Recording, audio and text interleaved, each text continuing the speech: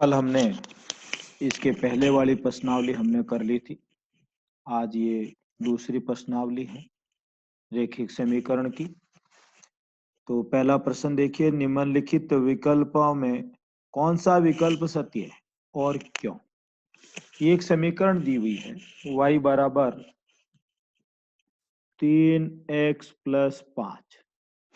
और जब कल मैंने आपको बताया था कि इस समीकरण में अपन अगर मान लिखें इसके x और y के, जिसको अपन बोलते हैं हल। अब हल लिखना चाहते हैं तो आप देखिए x का मान लिखते जाइए, y का मान आपको मिलता जाएगा, क्योंकि ये पूरा का पूरा गुणा भाग जो है 3x+5 राइट हैंड की तरफ है। x का मान लीजिए आपने 0 लिख दिया, तो 0 लिख दिया तो 3 को 0 से गुणा किया तो 0 हो गया, और 0 को 5 में जोड़ दिया तो 5। तो y का मान 5 आ गया जब x का मान 0 है। वह x का मान मैं 1 लिख देता हूँ। 3 को 1 से गुणा किया, 3 एकम 3, और 3 को 5 में जोड़ दिया तो y का मान हो गया 8। फिर लिखा 2, तो 3 दूनी 6, 6 को 5 में जोड़ दीजिए 11, तो y का मान आ गया 11। फिर 3 लिख दीजिए, तो ये 3 x की जगह 3, 3 को 3 से गुणा किया, 3 तिये 9, और 9 में 5 जोड़ दिया तो 14, y का मान 14।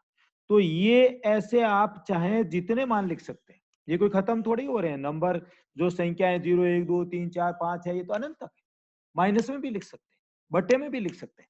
तो ये अनंत होते हैं, अपरिमित होते हैं।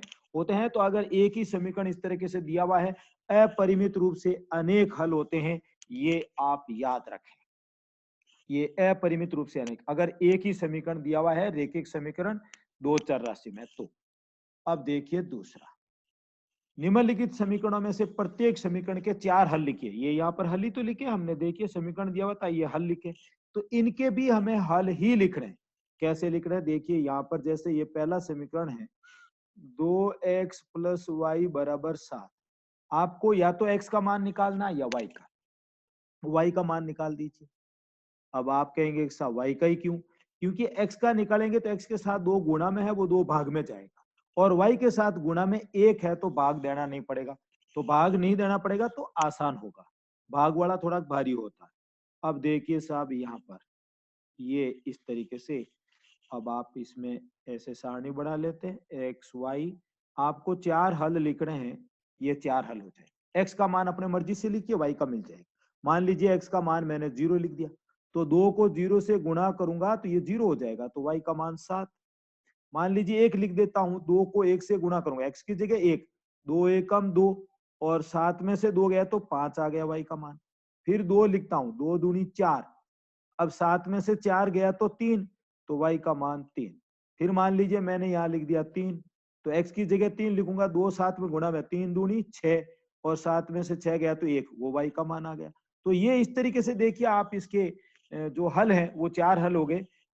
आप इसके ऐसे भी लिख सकते हैं, 0,7, 1,5, 2,3, 3,1, ये सारे के सारे हल हैं। अगर ऐसे निर्देशांक में लिखते हैं, इसका मतलब पहला मान x का होता है, ये जो पहले लिखा जाता है वो x का होता है, बाद वाला हमेशा y का होता है। तो ये 4 उत्तर, 4 मान, 4 हल, ये इस तरीके से अपन लिख सकते हैं। अब देखिए इसमें जो इसका दूसरा भाग है, सेम ऐसा कैसा है दूसरा, ये है आपके पास में πx+y बराबर 9। अब y का मान लिखना है, तो इस πx का मान उधर ले जाइए, x को उधर राइट हैंड में, ये ऐसे। y को नहीं ले जाऊंगा, अगर y को ले जाऊंगा तो पाई का भाग देना पड़ेगा, तो भाग से जहां तक हो बचिए। अब फिर बच ही नहीं सकते हैं, ऐसा y के साथ 2 हुए तो फिर भाग देना ही पड़ेगा। अब देखिए यहाँ इसके 4 हल लिखने हैं, बहुत ही आसानी से आप लिख सकते हैं, ऐसे सारणी बना के लिख दें, आसान होते हैं।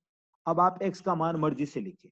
मान लीजिए मैंने x का मान 1 लिख दिया, तो 1 लिखूंगा तो पाई से गुणा करूंगा तो पाई, तो y का मान आ गया 9 माइनस पाई। फिर मैंने 2 लिख दिया तो 2 पाई हो गया, x का मान यहाँ लिखते ही देखिए 2 पाई, तो यह आ जाएगा 9 माइनस 2 पाई। अब आप ऐसे कैसे 3 लिख दीजिए, तो 9 माइनस 3 पाई। 4 लिख दीजिए तो 4 पाई हो जाएगा, 9 माइनस 4 पाई। तो इस तरीके से ये अपन इसके 4 हल लिख सकते हैं। ऐसे कैसे इसका तीसरा भाग है, वो भी ऐसा कैसा है, x बराबर 4y, ये तो सीधा सीधा है। अब इसमें देखिए डायरेक्ट दे रखा है x का मान ही निकला हुआ है y के पदों में। आप ऐसे x y लिख करके 4 हल आप लिख सकते हैं टेबल के रूप में। y का मान मर्जी से, मान लीजिए y का मान 0 लिखा, ये y के आगे लिखेंगे 0, y का 0 लिखते ही x का मान 0 हो गया, 1 लिखा y की जगह, तो 4y है तो 4 इंटू 1 तो 4 आ जाएगा। फिर देखिए मैंने यहाँ पर 2 लिख दिया, 4 इंटू 2 8 होता है। फिर 3 लिख दिया, 4 इंटू 3 12 होता है। तो आप जितने चाहें उतने मान लिख सकते हैं, अपरिमित हल होते हैं, अनंत हल होते हैं। तो ये 4 पूछा इसलिए 4 लिख रहे हैं। फिर देखिए साहब ये बताइए कि निम्नलिखित हलों में कौन कौन समीकरण x माइनस 2y बराबर 4 के हल है और कौन कौन हल नहीं है। अगर हल है तो इसको संतुष्ट करना चाहिए। जैसे ये पहला है यहाँ पर 0,2 कि भाई इसका हल है कि नहीं है। तो पहला जो x मान होता है वो x का होता है, दूसरा मान होता है वो y का होता है। अब ये समीकरण है x माइनस 2y बराबर 4। अब आप इसमें x की जगह 0 लिख दीजिए, y की जगह पर 2 लिख दीजिए। ये 0 माइनस, तो ये तो कोई मतलब नहीं रहेगा, 0 को गुणा करेंगे तो -4, ये भी 4, 2 दूनी 4, तो ये दोनों बराबर नहीं है। -4 और 4 बराबर नहीं होते हैं, इसका मतलब है कि 0,2 हल नहीं है। किसका हल नहीं है? इस समीकरण का, ये इसका हल नहीं है। तो ये बहुत ही आसान हो गया। अब मान लीजिए इसका दूसरा भाग देखते हैं, ये है कि नहीं हल। तो दूसरे में क्या है भाई, 2,0 इसमें रख देंगे समीकरण में। x माइनस 2y बराबर 4, x की जगह तो लिखूंगा 2, y की जगह पर 0। ये 2 को 0 से क्या तो पूरा ही 0 हो जाएगा, यहाँ बचेगा 2, ये 4, ये बराबर नहीं है ऐसा, 2 और 4 बराबर नहीं होते। इसका मतलब 2,0 हल नहीं है। बस बहुत ही आसान है। हल तभी होगा जब दोनों साइड बराबर आ जाएगी। अब जैसे इसका आगे वाला है, देखिए ये तीसरा भाग, ये है 4,0। तो समीकरण है x माइनस 2y बराबर 4, x की जगह पर 4 लिख दिया, y की जगह पर 0। ये 4 और 0 गुणा किया तो ये 0, ये 4, ये बिल्कुल संतुष्ट हो गया। देखिए 4 बराबर 4 होता है, इसका मतलब है कि 0,4 समीकरण का हल है। तो कितना आसान है, बहुत ही आसान। बराबर आना चाहिए लेफ्ट हैंड और राइट हैंड, अगर बराबर आ गए हल है, बराबर नहीं आए हल नहीं है। तो ये इतने आसान होते हैं। तो ये 3 मैंने कर दिए हैं, ये चौथा और पांचवा आप कर सकते हैं। सेम प्रश्न आपकी किताब में है ये प्रश्न। फिर देखिए साहब ये चौथा प्रश्न, k का मान ज्ञात कीजिए, x बराबर 2 y बराबर 1 इसके हल हैं। हल है मतलब x और y की जगह ये मान रख दीजिएगा और अपना आप ही ये संतुष्ट करेंगे। तो ये समीकरण है 2x प्लस 3y बराबर k। अब x की जगह क्या लिखूंगा 2, y की जगह पर 1 और ये k ऐसे ही रहेगा।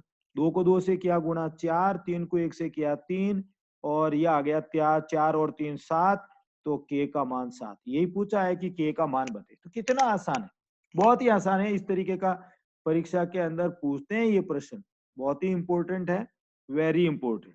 तो देखिए ये बहुत ही छोटी प्रश्नावली थी, सिर्फ 4 प्रश्न थे। तो इनको आप कर लें, लिख लें कॉपी में, जहां समझ में नहीं आया आप पूछ सकते हैं, फोन करके भी पूछ सकते हैं, कोई दिक्कत नहीं।